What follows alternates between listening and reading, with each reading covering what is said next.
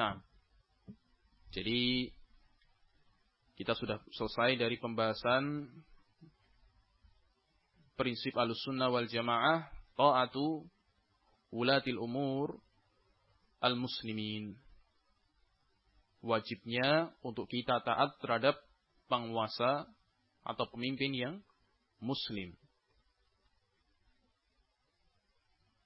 Kemudian beliau atau di sini tertulis beberapa as'ilah dan ajwibah, tanya jawab, ya, karena memang kitab syarah beliau ini disusun atau merupakan transkrip dari pelajaran-pelajaran beliau, ya, transkrip dari pelajaran-pelajaran beliau, sehingga juga ada tanya jawab dari para tulab beliau kepada beliau dan beliau jawab. Di kitab antum juga ada, ya? Ada? Nah, mungkin tidak kita baca semua, kita baca sebagiannya. Pertanyaan yang pertama, as-su'alul awwal. Pertanyaan yang pertama, idza takallama ahadun minal mu'asirin fi as-sahabah hal naqul inna kalamahu min babi takallumi ba'di salaf fi ba'di as-sahabah? Kaifa naruddu ala hadhihi syubhah? Ini pertanyaan yang diajukan kepada beliau, kepada Syekh Rabi, hafizahullah. Sebenarnya juga menyangkut salah satu prinsip yang sudah kita bahas di awal-awal kitab ini. Itu prinsip apa? Bagaimana sikap Ahlussunnah wal Jamaah terhadap para sahabat Nabi ridwanullahi ta'ala alaihim ajma'in. Pertanyaannya berbunyi, jika ada seseorang di zaman ini yang berbicara tentang sahabat, ya, tapi yang dimaksud di sini berbicara menyebutkan aib-aibnya, menyebutkan aib-aib sahabat, terdapat unsur tanakkus, merendahkan kedudukan sahabat. Hal naqul, apakah kita katakan atau kita nyatakan inna kalamahu min babi takallumi ba'dis salaf fi ba'dis sahabah? Apakah boleh kita nyatakan bahwasanya ucapan dia tadi adalah termasuk bab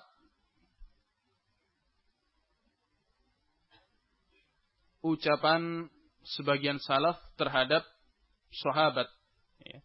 Kaifa naruddu ala hadhihi syubhah? Bagaimana kita membantah syubhat ini? Ya. Maka Syekh Rabi menjawab, alladzi yatakallam fi sahabah minas salaf humul khawarij war rawafid. Yang berbicara merendahkan dan menjatuhkan kehormatan dan kedudukan para sahabat dari kalangan salaf, mereka adalah orang-orang khawarij dan rawafid. Ya. Jangan sampai dipahami, oh berarti ada salaf yang khawarij dan rawafid. Tidak. Ya, maksudnya ini menyindir orang yang berbicara tadi, yang menyatakan syubhat tadi. Ya. Amma ahlus sunnah fama takallamu fis sahabah. Adapun ahlus sunnah wal jamaah, tidak ada seorang pun yang berbicara tentang sahabat, berbicara menjatuhkan dan merendahkan kedudukan serta kehormatan para sahabat, tidak ada. Ya. Karena barang siapa yang melakukan hal ini, maka dia keluar dari Ahlus Sunnah wal Jamaah. Karena dia telah menyelisihi prinsip Ahlus Sunnah wal Jamaah. Fasalafu hadha humul khawarij war rawafid. Adapun salaf yang dimaksud orang yang menyampaikan syubhat tadi, salafnya adalah orang-orang khawarij dan rawafid. Jadi dia mengikuti thariqahnya atau caranya orang-orang khawarij dan orang-orang rafidah, syiah rafidah. Adapun salaf dari kalangan Ahlussunnah wal Jamaah tidak ada. Tidak ada yang mencela para sahabat. Mereka tahu bagaimana tingginya kedudukan para sahabat ridwanullahi ta'ala alaihim ajma'in dengan nas Al-Quran, begitu juga berdasarkan nas-nas hadis Rasul alaihi salatu wassalam. Naam, kata beliau hafizahullah. Naam, amma ahlus sunnah was salaf fa wallahi sanu a'rada as-sahabah. Demikian. Adapun ahlus sunnah dan kaum salaf, salafun salihun, demi Allah, mereka benar-benar menjaga kehormatan para sahabat.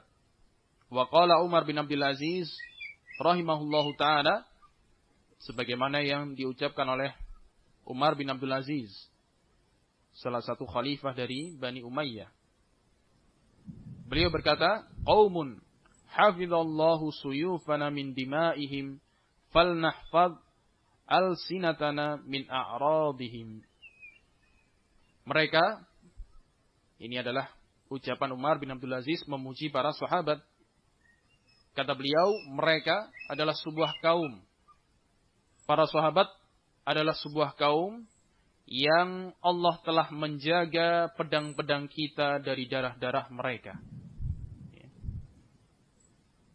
Berbeda dengan Khawarij, yang mereka menumpahkan darah para sahabat, memerangi para sahabat, bahkan mengkafirkan mereka. Ini orang-orang Khawarij dan orang-orang Rafidhah.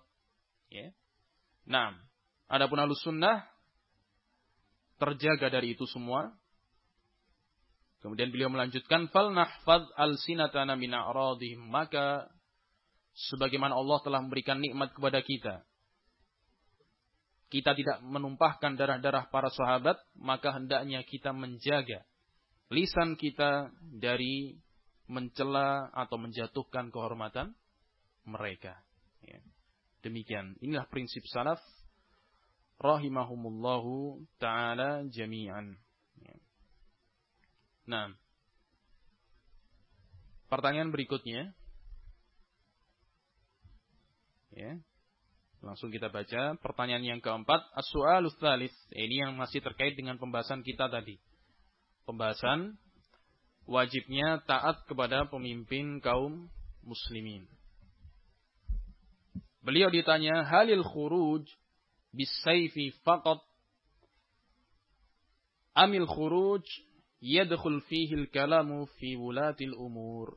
Pertanyaan yang sangat penting di masa ini. Terkhusus di dalam kita menghadapi banyak syubhat yang beredar di masa-masa sekarang ini, yang terutama dilontarkan oleh orang-orang semisal sururiyin, halabiyin,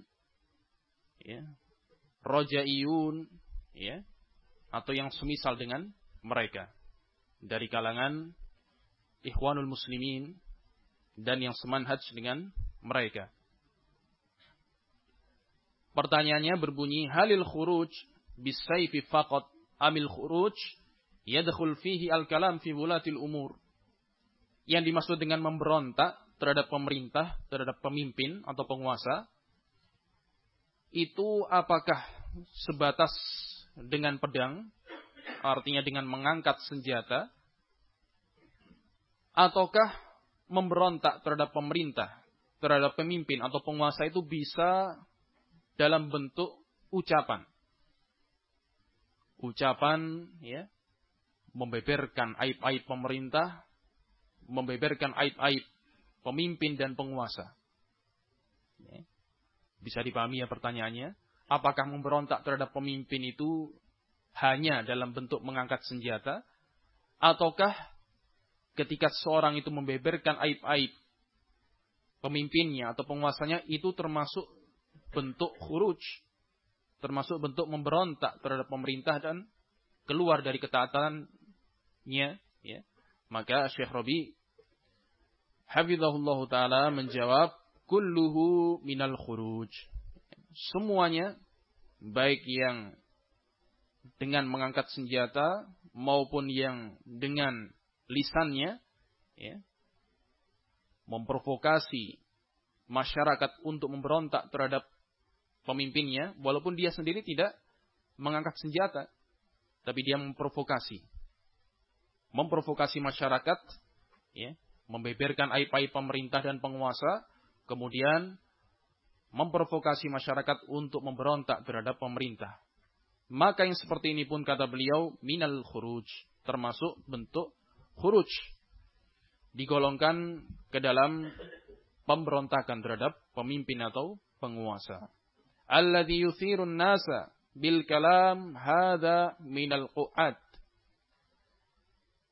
Orang-orang yang memprovokasi manusia, memprovokasi masyarakat dengan ucapan-ucapannya, dengan orasi-orasinya, dengan khutbah-khutbahnya, ya, memprovokasi masyarakat untuk memberontak terhadap pemerintah, ya, walaupun dia sendiri tidak mengangkat senjata. Ini termasuk al-qu'at, atau istilah lainnya al-qu'adiyah.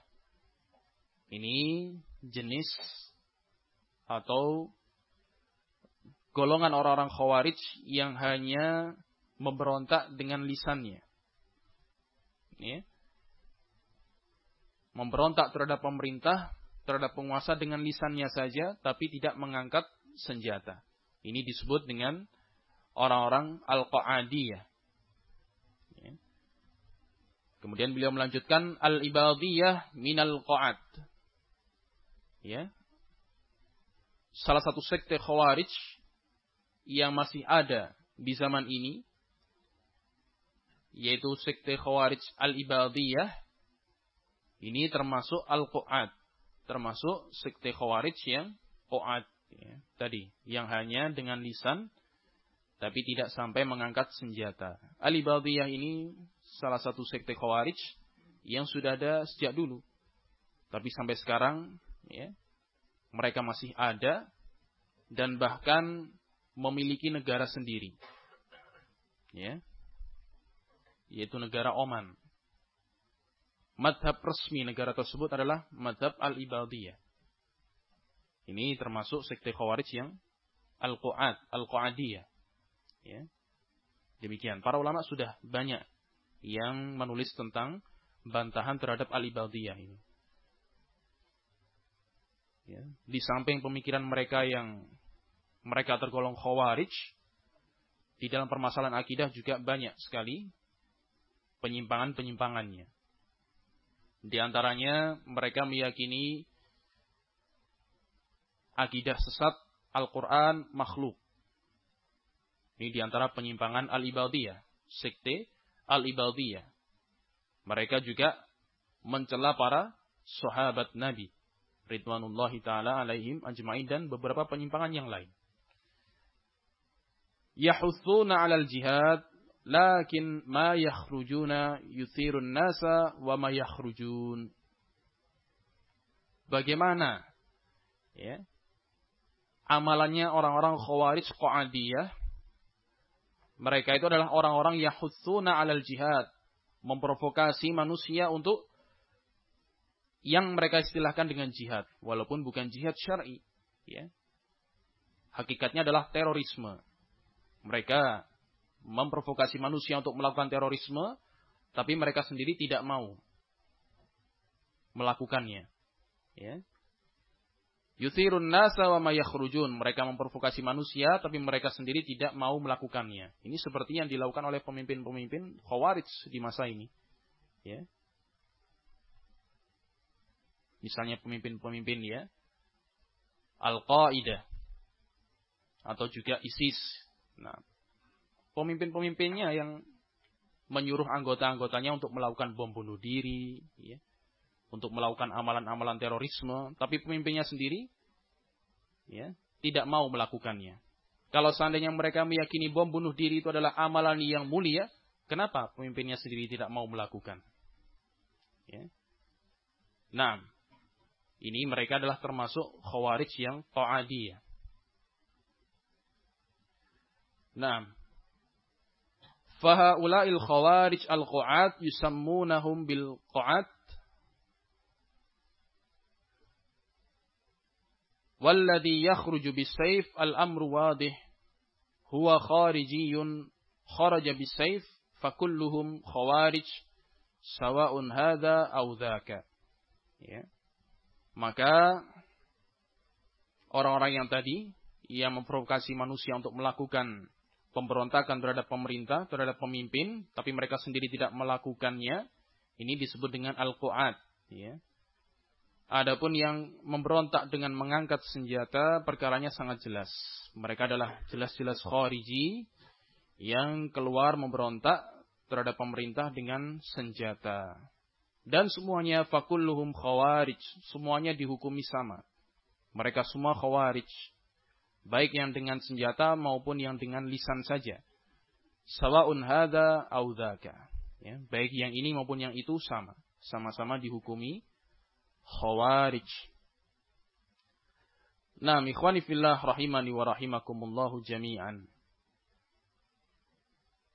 Maka prinsip Ahlussunnah wal Jamaah yang harus kita pegang teguh adalah sebagaimana yang dibimbingkan oleh para ulama salaf, tidak menyebutkan aib-aib pemerintah, aib-aib pemimpin ataupun penguasa, ya, di khalayak umum. Di antara prinsip Ahlussunnah wal Jamaah tidak boleh membeberkan maupun menyebut-nyebut aib pemerintah, pemimpin kaum muslimin. Bahkan sebaliknya, prinsip Ahlussunnah wal Jamaah adalah mendoakan kebaikan terhadap pemimpinnya. Ya. Demikian yang disebutkan oleh Al-Imam Ahmad di dalam riwayat yang sampai kepada beliau. Di antara ciri-ciri Ahlussunnah, ciri-ciri ahlul iman adalah mendoakan kebaikan terhadap pemimpin. Nah, maka orang-orang yang membeberkan aib-aib pemerintah, ya, ini termasuk orang-orang, ya, sebagaimana yang disebutkan Syekh Rabi di sini, termasuk orang-orang khawarij, walaupun mereka qa'adiyah, hanya dengan lisan. Nah, maka di sini pula, ikhwani fillah rahimani wa rahimakumullah, kita hendaknya berhati-hati di masa-masa sekarang ini terhadap du'at ad-dullal, terhadap dai-dai yang memakai baju salaf, namun hakikatnya mereka sangat jauh dari prinsip salaf. Mereka mengklaim dirinya Ahlus Sunnah wal Jamaah, mengklaim dirinya salafiyun, tapi mereka, amalan-amalan mereka, ucapan-ucapan mereka sangat jauh dari prinsip salaf, dari prinsip Ahlus Sunnah wal Jamaah. Ya. Semisal di negeri kita ini yang terkenal dengan, atau kita istilahkan dengan Al-Halabiyun, As-Sururiyun, yang mereka memiliki media-media dakwah, ya, yang tergolong besar di negeri ini. Banyak kaum muslimin yang yaktaruna bihim, yang tertipu dengan penampilan zahir mereka. Karena mereka mengklaim diri mereka salafiyin, mengklaim diri mereka Ahlussunnah wal Jamaah. Ya. Akan tapi ternyata hakikatnya mereka sangat jauh dari sunnah, jauh dari as-salafiyah. Duat-duat mereka semisal, ya.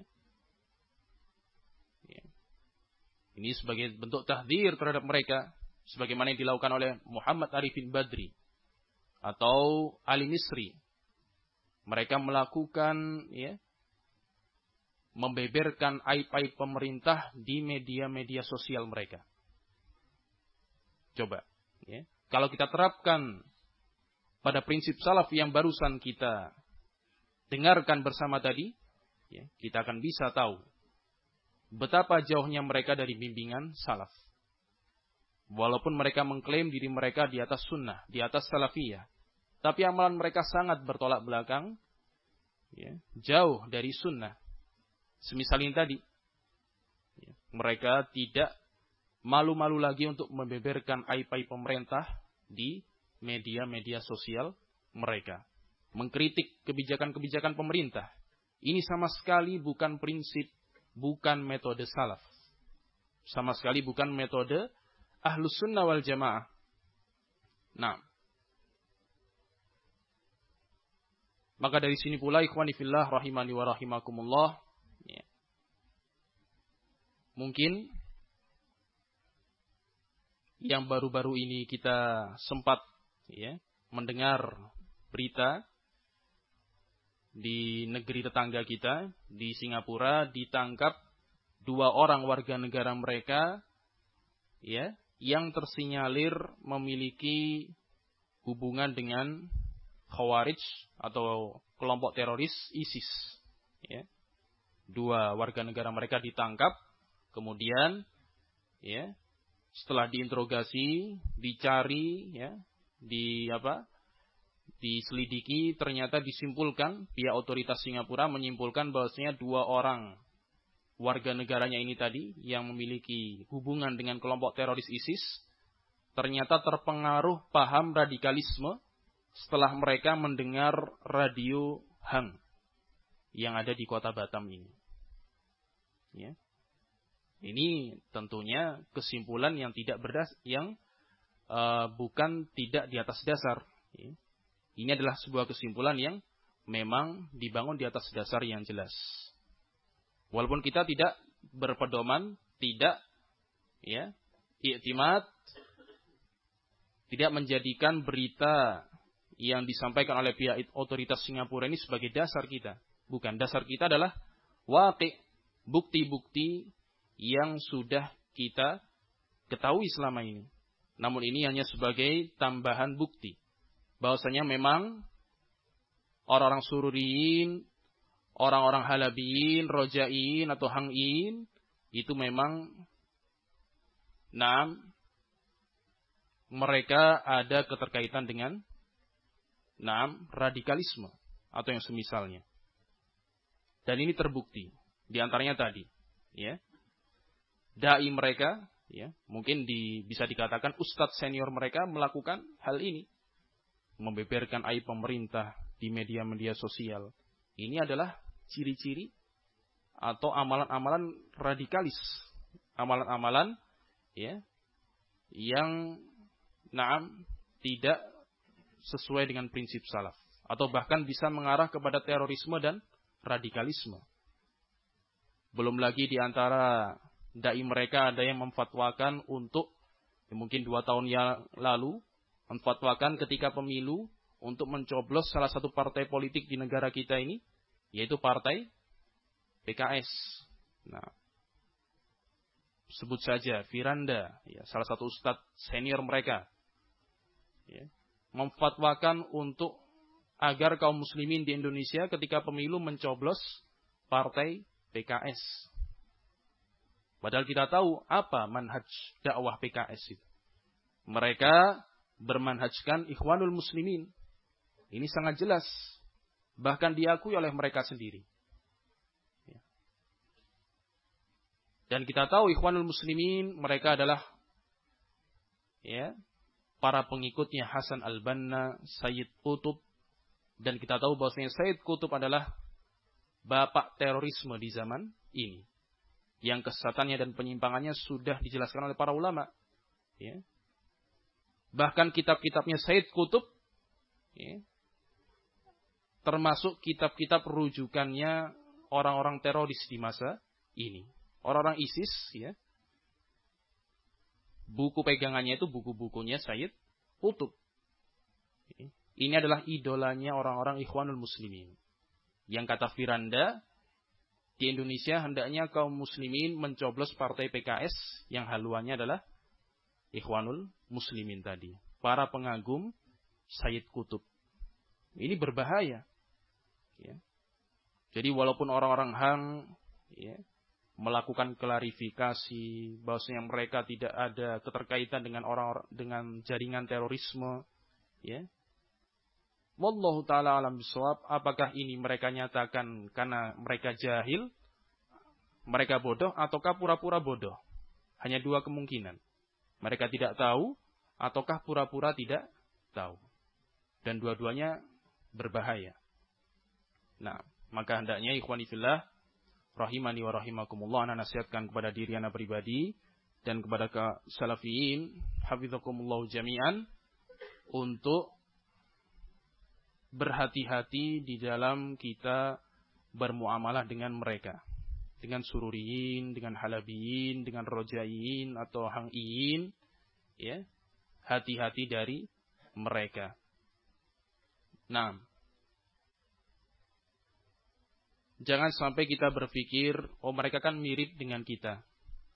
Paling bedanya cuma sedikit. Toh mereka juga pakai jubah. Mereka juga berjenggot.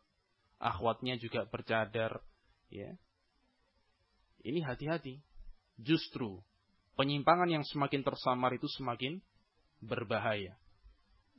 Kebid'ahan atau penyimpangan yang semakin tersamar, ya, itu semakin berbahaya. Oleh karena itu kaum salaf, di antara ucapan mereka, ya, ketika mereka menjelaskan tentang bagaimana bahayanya ahlul bid'ah, bahkan ahlul bid'ah itu lebih bahaya daripada orang-orang kafir itu sendiri, dan lebih bahaya dari orang-orang yang fusaq, sebagaimana yang dijelaskan oleh Al-Imam Fudail bin Iyad rahimahullahu ta'ala. Man jalasa ma'a sahibi bid'atin fahdharhu. Barang siapa yang duduk bersama pelaku bid'ah, maka jauhilah. Beliau tidak berbicara tentang pelaku bid'ahnya sendiri. Tapi barang siapa yang duduk bersama pelaku bid'ah, hati-hati orang tadi. Ya, hati-hati orang tadi. Ya. Nah, dia duduk bersama sururiyin, duduk bersama halabiyin, ya. Hati-hati. Karena sururiyin, para ulama telah menyatakan orang sururi itu adalah mubtadi'un. Orang-orang yang manhajnya sururiyah, mereka di atas prinsip sururiyah, mereka adalah ahlul bid'ah. Maka barang siapa yang duduk bersama ahlul bid'ah, fahdharhu, waspadalah darinya. Berhati-hatilah darinya. Wa man jalasa ma'a sahibi bid'ah lam yu'tal hikmah. Barang siapa yang duduk bersama sahibi bid'ah, bersama pelaku bid'ah, dia tidak akan diberikan hikmah. Wa uhibbu ayyakuna baini wa baina sahibi bid'atin hisnun min hadid. Dan aku senang seandainya antara aku dan dengan pelaku bid'ah itu ada benteng yang terbuat dari besi. Jangan sampai aku dipertemukan dengan pelaku bid'ah. Jangan sampai aku berdekatan dengan pelaku bid'ah. Sampai beliau gambarkan, aku ingin seandainya antara aku dengan pelaku bid'ah itu ada dinding yang terbuat dari besi.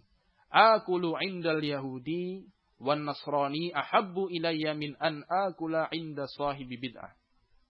Aku makan, ya, makan bersama dengan orang Yahudi, bersama dengan orang Nasrani, itu lebih aku sukai. Lebih mending bagiku daripada aku makan bersama pelaku bid'ah. Demikian. Sangat berhati-hatinya kaum salaf terhadap para pelaku bid'ah. Sampai-sampai Fudail bin Iyad menyatakan demikian. Aku makan bersama dengan Yahudi, dengan Nasrani, itu lebih mending bagiku daripada aku makan bersama pelaku bid'ah. Kenapa? Karena Yahudi dan Nasrani kebatilannya jelas, kekafirannya jelas, penyimpangannya jelas. Adapun sahibu bid'ah tersamar. Penyimpangannya tersamar. Jadi bukan berarti, ya, oh kan mirip, dohirnya mirip. Mungkin penyimpangannya ya nggak terlihat lah. Justru itu yang berbahaya. Semakin tersamar penyimpangan seorang pelaku bid'ah, maka itu semakin berbahaya. Dan ini banyak diriwayatkan dari kaum salaf. Itu hanya sebagian contohnya. Salaf yang lain menyatakan, sebagaimana yang dikatakan oleh Arta'ah Ibnul Munzir rahimahullah, li ayyakuna ibni fasiqan minal fussaq ahabbu ilayya min an yakuna sahiba hawa. Kalau seandainya anakku itu menjadi seorang yang fasik, wa na'udzubillah, beliau hanya memberikan sebuah permisalan. Beliau memberikan sebuah permisalan. Seandainya anakku itu seorang yang fasik, ya, dari orang-orang yang fusak, itu lebih aku sukai. Lebih mending bagiku daripada dia menjadi ahlul bid'ah. Daripada dia menjadi seorang ahlul hawa. Nah, demikian bahayanya pelaku bid'ah. Oleh karena itu ikhwani fillah rahimani wa rahimakumullah, sangat kita sayangkan sebagian kaum salafiyin, sebagian ikhwah salafiyun masih menyekolahkan anak-anaknya di tempat-tempat sururiyin. Ini sangat disayangkan. Mereka ngaji bersama kita, ta'lim bersama kita, tapi anaknya masih disekolahkan di orang-orang, di tempat-tempat sekolahnya sururi, halabi. Nah,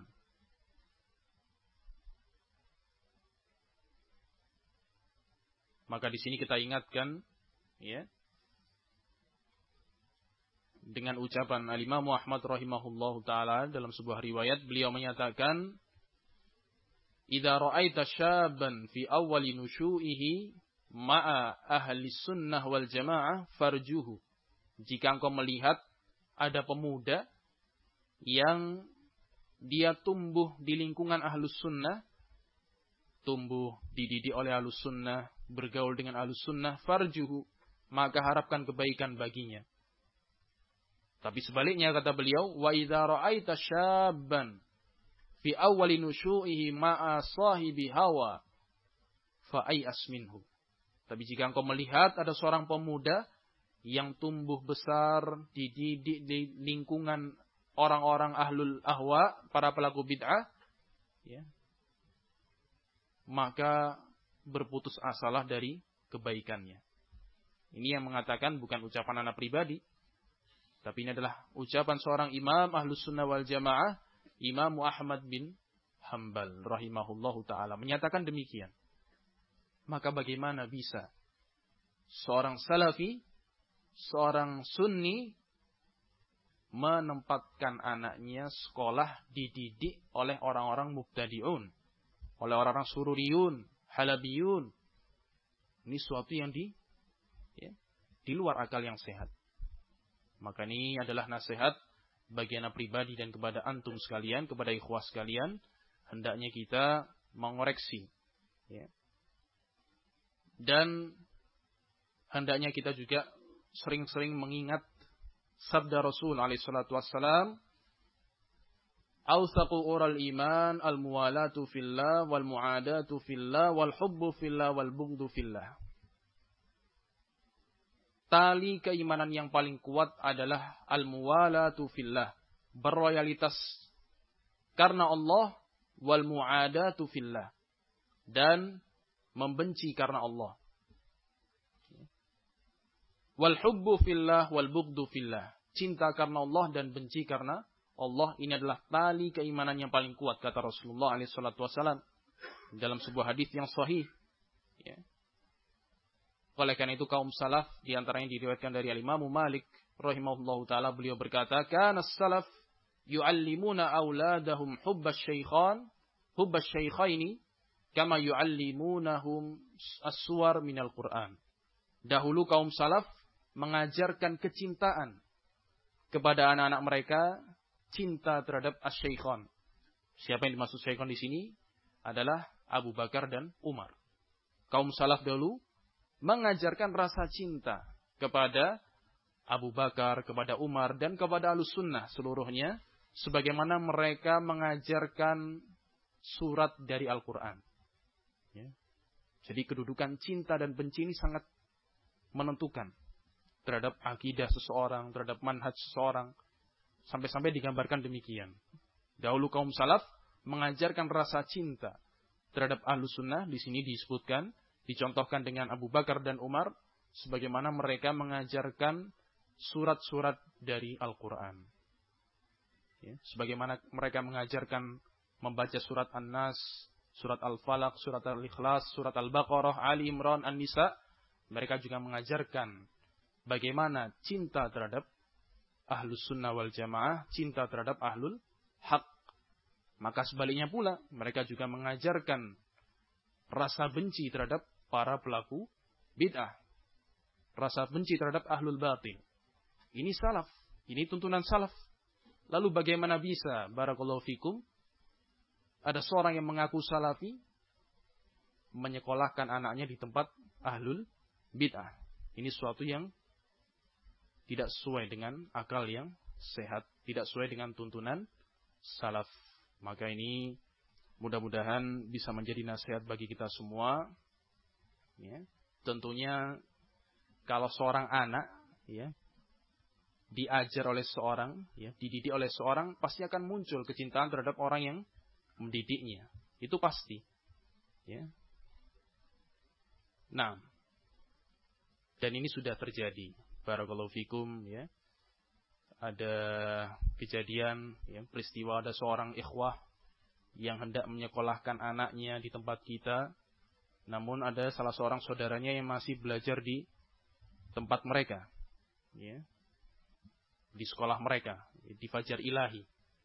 Maka kita nasihatkan kepada orang tuanya, ya, bagaimana kondisi sebenarnya dari sekolah itu, apa manhajnya.